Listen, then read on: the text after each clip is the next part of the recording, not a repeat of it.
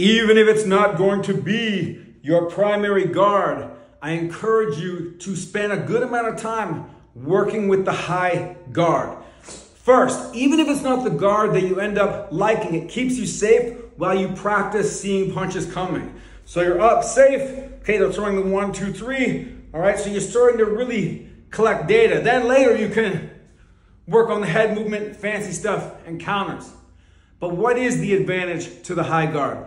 First of all, you're generally safe and the defensive movements are small. Yeah, of course, there are targets open. With any guard, there are targets open, but the distance to protect them is small. Jab comes here, okay? Right hand comes here. Left hook comes here. Uppercut up the middle comes here. To the body, close it down here. Body hooks, tilt, tilt, turn, turn. They're small motions.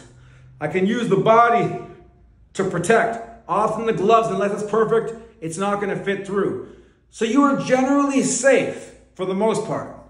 The other advantage to the high guard is that if you need to get closer, it allows you to get closer because you can safely be at the end of the opponent's punches or just inside. They have to work really hard to keep you off because if they're hitting your guard, they're not knocking you flying. They need to hit you here. So when you're guarded, you get to get up that little bit safer, and if you have a little bit of head movement and sway, you can work it really well. One of the best examples of a high guard is when you see Canelo go up to light heavy and fight Kovalev. You watch that fight alone, you'll learn so much about how to use the high guard.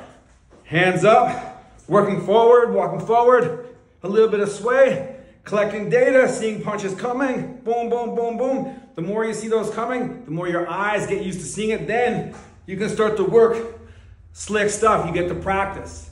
The only downside to the high guard is that if you don't punch, you'll get outworked. And even those shots that land off the glove can kind of rock you a bit. And as well, the judges will score for that. Even if they're not landing, partial shots, boom, boom. The judge is seeing the opponent busy. And if you're just there not working, then you're going to lose. So from the high guard, there are a lot of advantages, a lot of developmental advantages. But if you're going to win with it, you do have to throw those punches. You do have to get your volume up. Just doing this is not going to cut it.